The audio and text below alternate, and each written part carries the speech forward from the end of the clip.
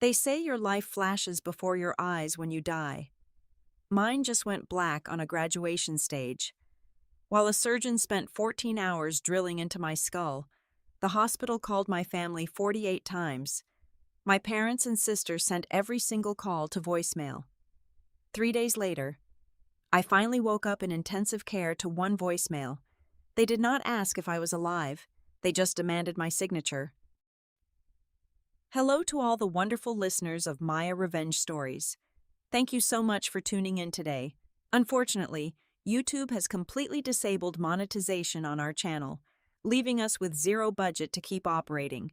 If you find today's story engaging, please consider supporting us with just $1 so we can pay our hardworking team to cover their living expenses and continue bringing you these stories.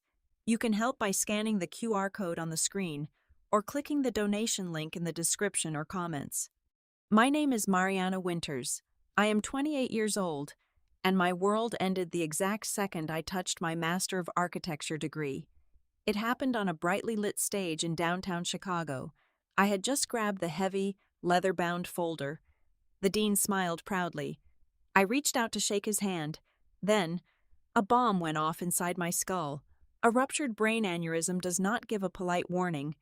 It is just a sudden, blinding agony that feels like a steel spike being driven straight behind your eyes, tearing through every nerve ending. My fingers went completely numb.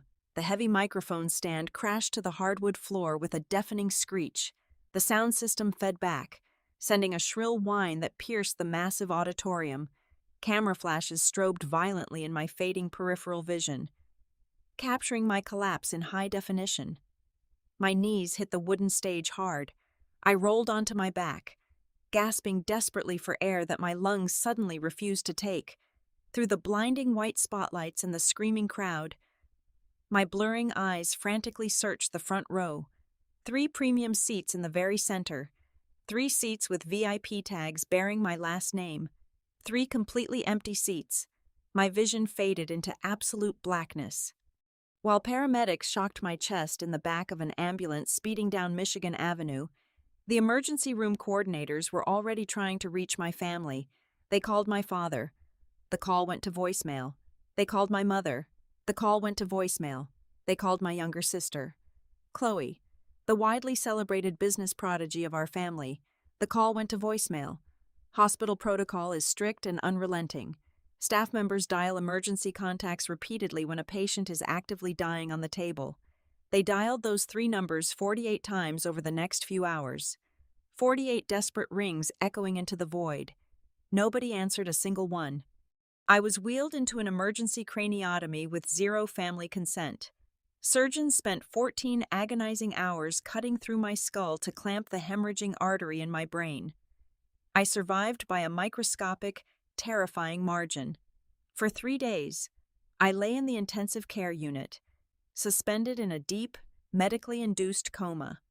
A thick plastic tube was shoved down my trachea. Intravenous lines snaked out of both arms, pumping synthetic adrenaline and heavy painkillers directly into my bloodstream. My existence was reduced to the steady, mechanical hiss of a life support ventilator and the rhythmic beep of a heart monitor. During those 3 days of absolute limbo, no family members burst through the double doors. No one held my cold hand. No one prayed over my bed. The only human contact I received was from a total stranger, an ICU nurse named Sarah, who carefully wiped the dried blood from my matted hair and adjusted my fluid drips in the dead of the night. Waking up from a coma is nothing like the movies. It is violent and terrifying. I choked on the hard breathing tube. My chest convulsed uncontrollably. Pure panic set in immediately as the monitors shrieked around me, detecting my spike in heart rate. Sarah rushed into the room and expertly pulled the long tube from my airway. I gagged and coughed, my throat feeling like it had been scrubbed raw with broken glass. Every single muscle in my body burned. My head throbbed with a sickening, heavy pain from the surgical staples holding my scalp together. Once my ragged breathing finally stabilized, Sarah gently placed my personal belongings on the rolling tray table beside me. My phone rested on top. The screen lit up in the dim, sterile room. It showed 0 missed calls from my family during the last 3 days. But there was one new notification, a single voicemail from my mother, left just an hour ago. My trembling, bruised fingers managed to press play. I pressed the cold phone to my ear, desperately hoping for a frantic, tearful voice. I needed my mother. I needed any sign of comfort. Instead, the voice that crackled through the tiny speaker was razor-sharp, annoyed, and laced with pure irritation. "Pick up the phone right now. We need your signature for the notary before 5 o'clock this afternoon. Stop acting high and mighty and call me back." The line went dead. The silence in the hospital room was deafening. The screen went dark in my hand. I stared at the blank reflection of my own bruised face. The silence of the intensive care unit wrapped around me like a heavy blanket. Nurse Sarah quietly pushed the sliding glass door open to check the fluid bags hanging above my bed. I looked up at her, my voice barely a cracked whisper, and asked if anyone had actually picked up the phone when the hospital called. Sarah stopped moving. She looked away, her eyes fixed firmly on the sterile linoleum floor. I pressed her, calmly demanding the truth. With a heavy sigh, Sarah walked over to the rolling computer terminal and pulled up my admission logs. She spoke softly, revealing a truth that hit much harder than the surgeon's drill. Out of the 48 frantic calls made by the emergency response team, one did not go to voicemail. At exactly the 50th second of the 10th call, someone answered the line. It was Chloe. Sarah turned the monitor slightly so I could see the glaring black text typed into my official medical record. The attending physician had documented the exact response to protect the hospital from legal liability. I read the words my younger sister had spoken while my brain bled into my skull. "She is just faking a panic attack to ruin my Aspen trip. Give her a sedative." Chloe had delivered that sentence and immediately terminated the connection. She did not ask which hospital I was in. She did not ask if I was breathing. She prescribed a sedative from afar and hung up on a dying woman. My fingers felt entirely numb as I unlocked my phone again and tapped on my social media applications. During the 3 desperate days I spent fighting for every single breath on a mechanical ventilator, my family was very busy. Their feeds were flooded with high-definition photographs and sparkling videos. Geotags placed all 3 of them at an ultra-exclusive ski resort in Aspen, Colorado. I scrolled through images of my mother holding crystal champagne flutes and my father wearing custom-tailored winter gear. Chloe was smiling widely in a designer snowsuit. The caption beneath their most recent group photograph read, "Celebrating a historic handshake with the greatest titans of the industry." While I was lying unconscious and relying on a machine to keep my heart beating, they were busy networking. They were hosting lavish dinners and posing for the cameras, securing some massive corporate victory, entirely unbothered by the fact that they had abandoned me to die. I did not cry. There were no tears, no hysterical sobs, no shattered heart. The deep, agonizing sorrow a normal daughter should feel was completely absent. Instead, a freezing, hollow calm washed over my entire body. I stared at the voicemail notification from my mother, swiped left, and pressed delete. The desperate girl who had spent her entire 28 years of life trying to earn a single ounce of their genuine approval died on that stage in Chicago. The obedient daughter who served as their perfect academic trophy and their flawless public relations shield no longer existed. Something vital and naive snapped inside my chest. It left behind nothing but a cold, razor-sharp resolve. I was officially done being their tool. I knew I could not fight whatever battle was coming on my own. I also knew exactly who despised my parents as deeply as I suddenly did. When Sarah left the room to fetch my morning pain medication, I reached over and picked up the hardwired hospital phone resting on the nightstand. I dialed a specific 10-digit number I had memorized a decade ago. It was a number I was strictly forbidden to ever call. Aunt Beatrice. 10 years ago. My parents had executed a ruthless, completely unethical corporate coup. They ambushed Beatrice, stripped her of her equity, and threw her off the board of directors of our family real estate empire. The phone rang only twice before she answered. I spoke just 2 sentences to her, my throat burning with every syllable. Beatrice did not waste a single second with hollow sympathies or fake maternal gasps. Exactly 2 hours later, the heavy wooden door to my hospital room swung open with authority. She did not arrive carrying a pathetic basket of fruit or a cheap bouquet of hospital gift shop flowers. Beatrice strode in wearing a sharp, custom-tailored navy suit, looking like a general preparing for war. Tucked firmly under her left arm was a sleek, heavily encrypted laptop.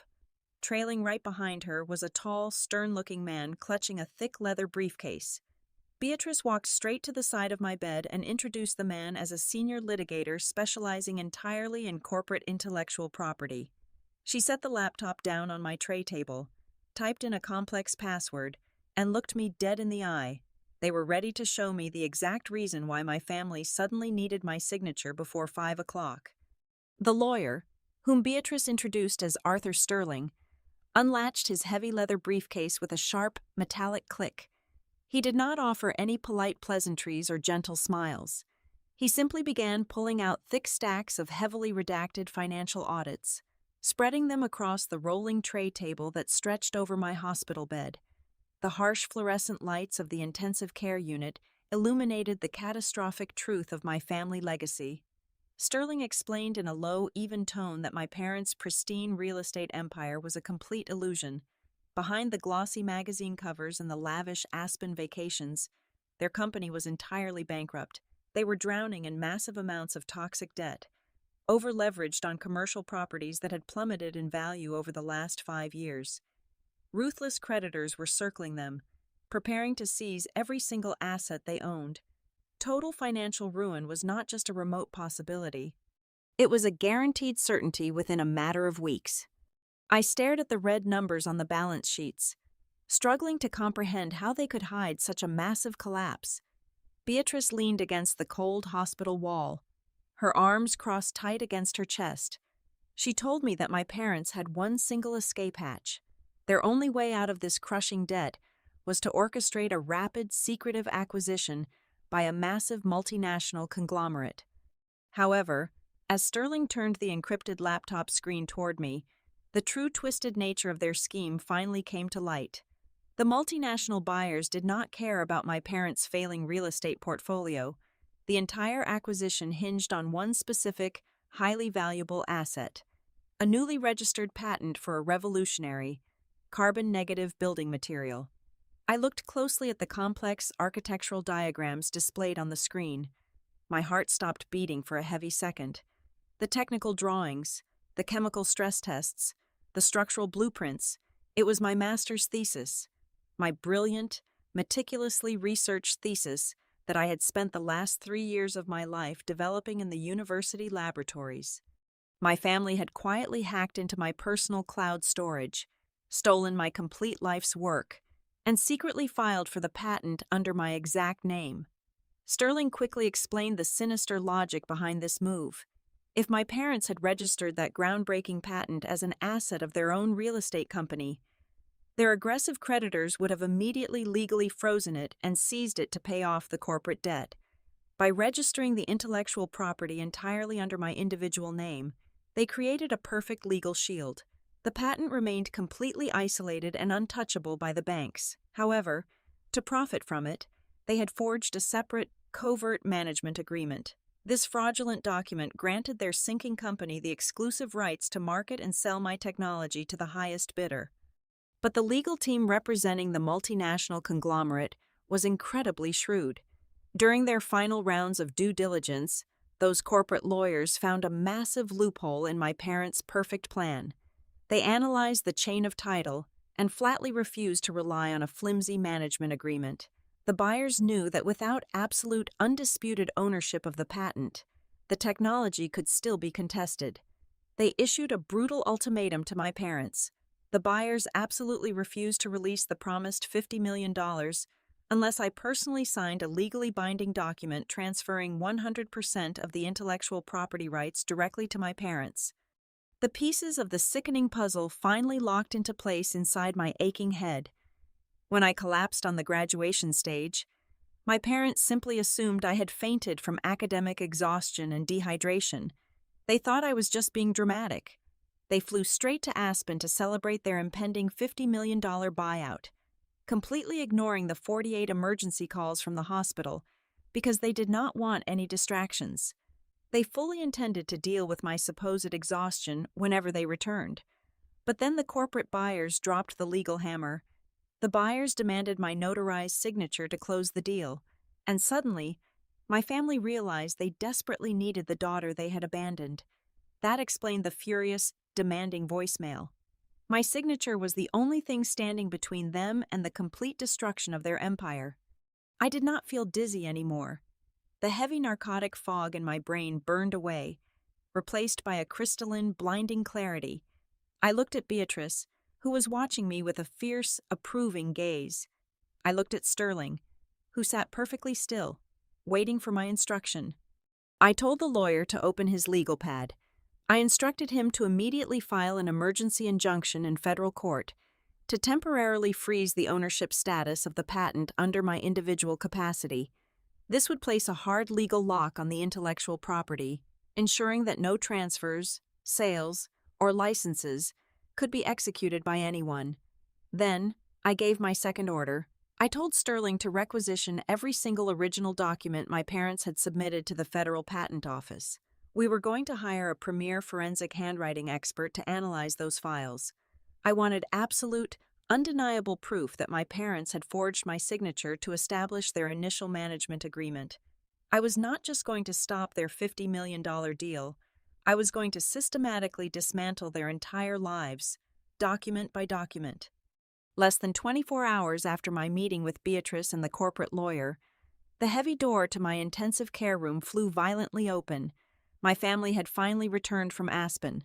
They did not rush to my bedside with worried faces or tearful apologies. They did not gently touch my hand or ask the nurses about my vital signs. They swept into the sterile hospital room smelling of expensive ski resort leather and premium airport lounge whiskey. My father checked his gold watch before he even looked at my face. My mother still had a fresh, glowing mountain tan. Chloe stood near the doorway, scrolling aggressively on her phone, looking utterly bored by the inconvenience of my survival. Trailing nervously behind them was a stranger in a cheap suit, clutching a heavy leather binder. He was a mobile notary public. My mother immediately stepped forward. She did not look at the fresh surgical staples running across my scalp. She completely ignored the frantic, elevated beeping of my heart monitor and the intravenous tubes taped to my arms. Instead, she leaned in close, suffocating me with her heavy floral perfume, and aggressively shoved a thick, gold-plated fountain pen into my right hand. The theatrical performance began instantly. Tears welled up in her eyes on absolute command. Her voice trembled with perfectly practiced desperation as she grabbed my bruised fingers and tried to force them around the metal barrel of the pen. "You have to sign this document right now, sweetheart," she cried out, her voice echoing loudly in the small room. "If you do not sign, we will all be on the streets. The banks are taking absolutely everything. Are you really going to kill your sister's future over some stupid paperwork? Be a good girl. Save this family." I looked at the thick stack of legal transfer documents resting on my rolling tray table. I felt the cold metal of the pen pressing against my skin. I looked deep into my mother's eyes, searching for a fraction of maternal love, but I saw absolutely nothing but calculated greed and panic. I slowly opened my hand. The heavy gold pen rolled off my palm and hit the hard linoleum floor with a sharp clatter. I stared directly at her and calmly said no. The fake tears vanished instantly. The loving mask slipped, revealing the terrifying, cold fury underneath. My mother's face contorted into an ugly, hateful scowl. My father stepped forward, his jaw clenched tight, while Chloe finally looked up from her screen, her eyes narrowing with malicious intent. When their cheap emotional manipulation completely failed, they immediately shifted to their favorite weapon: total, systematic psychological warfare. They stormed out of the hospital, but the real attack began less than 2 hours later. I logged into my corporate email portal using Beatrice's encrypted laptop. I worked as a senior designer at Etheria Blueprint Solutions, a highly respected and competitive firm in the city. My inbox was already exploding with emergency meeting requests. Chloe had drafted a vicious, highly confidential email and sent it directly to the entire board of directors at my firm. She posed as a deeply heartbroken, concerned family member. She claimed that my recent brain surgery had resulted in severe, irreversible cognitive damage. Her email stated that I was experiencing violent mood swings, severe paranoia, and dangerous mental instability. She urged the board to quietly terminate my employment for my own safety and to protect the firm's high-profile clients. It was the absolute peak of gaslighting. She was actively trying to legally declare me insane, that way. My firm refusal to sign the patent over could be easily dismissed by corporate lawyers as the rambling paranoia of a brain-damaged woman. The very next morning, my father returned to the hospital alone. There was no yelling. There was only the quiet, terrifying voice of a ruthless man who was entirely used to destroying people's lives. He stood at the foot of my bed, completely blocking the sunlight from the window, and laid out my future. He reminded me of his massive financial influence across the national architectural zoning boards. He listed the names of the elite developers he played golf with every single weekend. "If you ruin this corporate acquisition," he said softly, his eyes dead and unblinking, "I will personally ensure you are blacklisted from every single architectural firm in the United States. You will never design a building again. I will crush your professional reputation so thoroughly that you will be lucky to find work drawing blueprints for backyard tool sheds. You belong to this family. Mariana, do not make me destroy you." He was trying to suffocate me, to trap me in a dark corner where the only way out was total submission, but Beatrice and I had already anticipated this exact escalation. You cannot fight narcissists with logic or anger.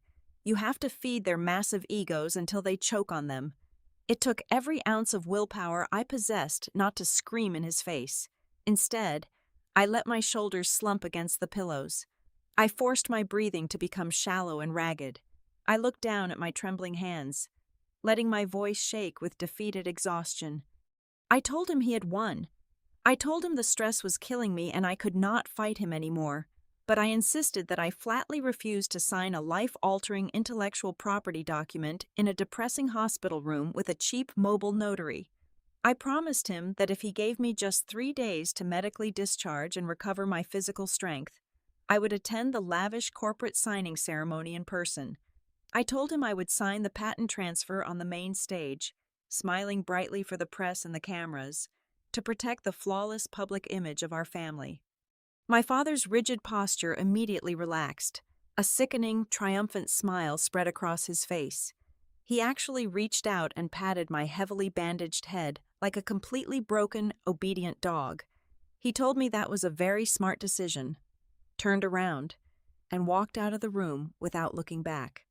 My fake surrender worked flawlessly. The moment the heavy door clicked shut, my family dropped their guard completely. They genuinely believed they had broken my spirit. They believed I was too terrified of their industry power and too cognitively exhausted to fight back.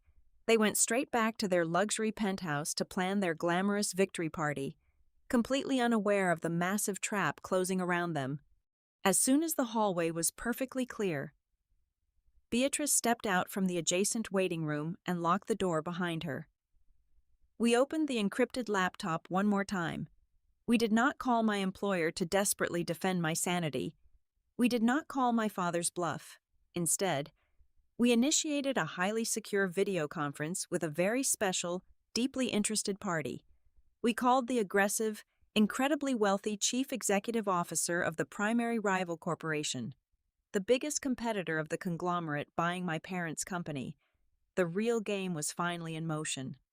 The grand ballroom of the Ritz-Carlton in downtown Chicago was transformed into a sickening monument to my family's vanity. They had booked the largest hall in the city to host an obscenely lavish corporate merger gala, seamlessly disguised as my belated graduation celebration. Hundreds of the most powerful figures in the architectural and financial elite mingled under the glowing crystal chandeliers. Waiters in crisp white tuxedos floated through the dense crowd. balancing silver trays loaded with imported caviar and flutes of vintage champagne. Everywhere I looked, massive silk banners hung from the high ceilings. They bore my face, printed in soft, angelic lighting, alongside nauseating slogans praising our unbreakable family bond and my miraculous resilience. My near-fatal brain hemorrhage had been meticulously repackaged into the ultimate public relations tool. I arrived exactly 1 hour after the doors opened. I wore a heavy, floor-length midnight blue evening gown with long sleeves and a high silk collar. The fabric was specifically chosen to hide the dark purple bruising from the intravenous lines on my arms and the thick surgical gauze taped to the back of my neck. My face was exceptionally pale, but my eyes were perfectly clear and sharp as shattered glass.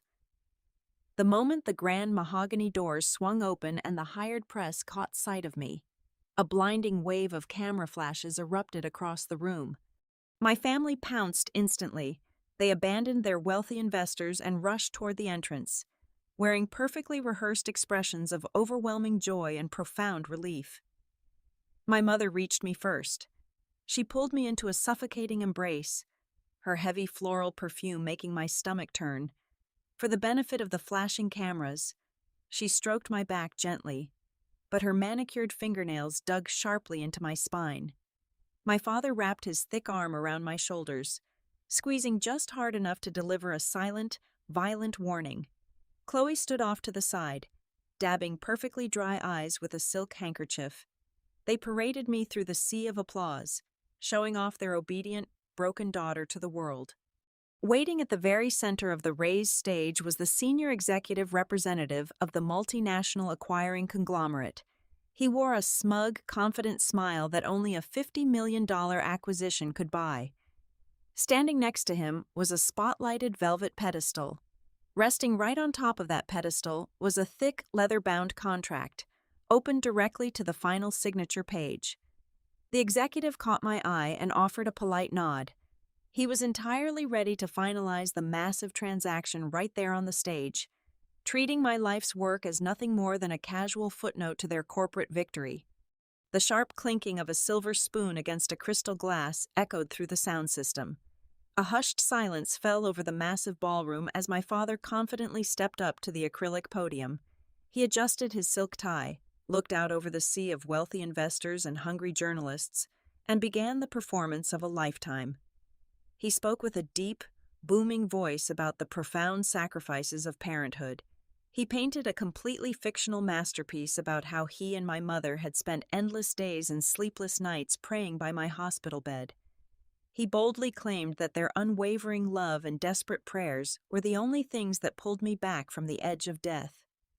He told the crowd that they had nurtured my genius from childhood, guiding my hands to draft the very patents that would now revolutionize the global building industry. He completely erased my talent, my suffering, and my survival, claiming absolute ownership over my entire existence. The crowd erupted into thunderous, emotional applause. Investors wiped away genuine tears, completely manipulated by the perfect image of a devoted patriarch. As the applause finally began to fade, my mother glided gracefully up the short steps to join him on the stage. She picked up the wireless microphone in her left hand. In her right hand, she held the exact same heavy gold fountain pen she had tried to force upon me in the intensive care unit. She walked over to where I was standing near the velvet pedestal. She smiled brightly for the dozen television cameras broadcasting the event live to the local news stations. She held out the shining gold pen, her eyes locking onto mine with a terrifying, silent command to surrender. "It is your turn now, my beautiful genius," my mother announced, her voice echoing sweetly through the massive speakers. "Come sign this historic agreement. Let us show the whole world exactly how united our family truly is." I stared at the heavy gold fountain pen resting in my mother's outstretched hand. The entire ballroom held its breath, waiting for the final, triumphant climax of their perfect corporate fairy tale. The camera lenses zoomed in, capturing the brilliant smile plastered across her face. I slowly reached out, but I did not take the pen. Instead, I bypassed her completely.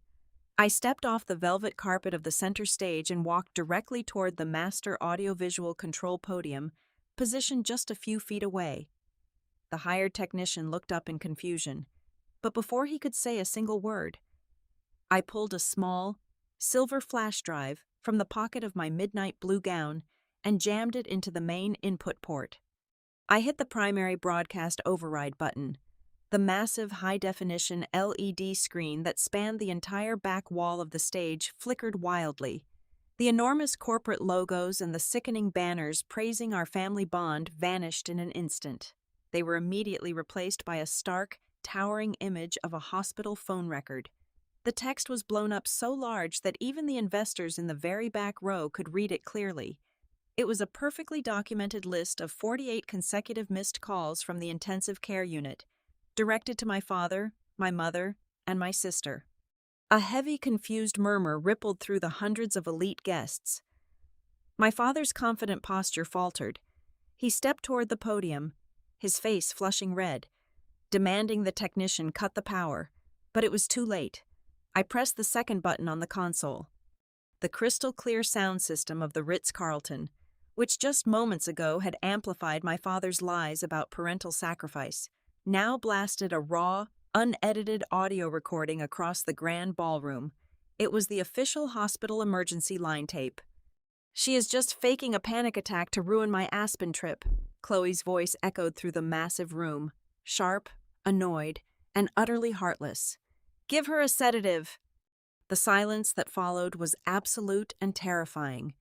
The ballroom was so quiet you could hear the ice clinking in the crystal glasses of the stunned waiters. But I was not finished. The screen shifted again. It displayed a split screen. On the left side was the surgical log from the hospital, showing the exact hour the neurosurgeons began drilling into my skull to stop the massive hemorrhage. On the right side were high-resolution photographs pulled directly from my family's social media accounts. They showed my parents and Chloe laughing wildly, holding up expensive glasses of champagne in an exclusive Aspen ski lodge. The timestamp on the photograph matched the exact minute I was placed on a mechanical life support ventilator. The horrifying truth hung in the air. Heavy and suffocating, the wealthy investors, who had just applauded my father's beautiful speech, now stared at my family with unmasked disgust. Several journalists in the front row immediately began frantically typing on their phones, recognizing the explosive scandal unfolding before their eyes. I walked slowly back to the center of the stage. My mother was completely frozen, her arms still extended, the gold pen shaking violently in her hand. I took the microphone directly from her trembling fingers. "My parents did not save my life," I announced, my voice steady and echoing clearly across the shocked crowd. "They abandoned me to die, and they did not nurture my genius to build this company. They stole my master's thesis, secretly patented it in my name to hide it from their massive creditors, and forged my signature to claim management rights." The representative from the acquiring conglomerate turned completely pale. He stepped away from the velvet pedestal, his eyes darting between my furious father and the towering evidence on the screen. "This entire $50 million merger is a complete fraud," I continued, staring directly into the cameras. "Because this family company never owned the rights to that ecological building material, I own it, and I am the only one who dictates where it goes." I reached into the inner lining of my gown and pulled out a thick, legally binding document bearing the heavy seal of the Federal Patent Office. I held it up for the entire room to see.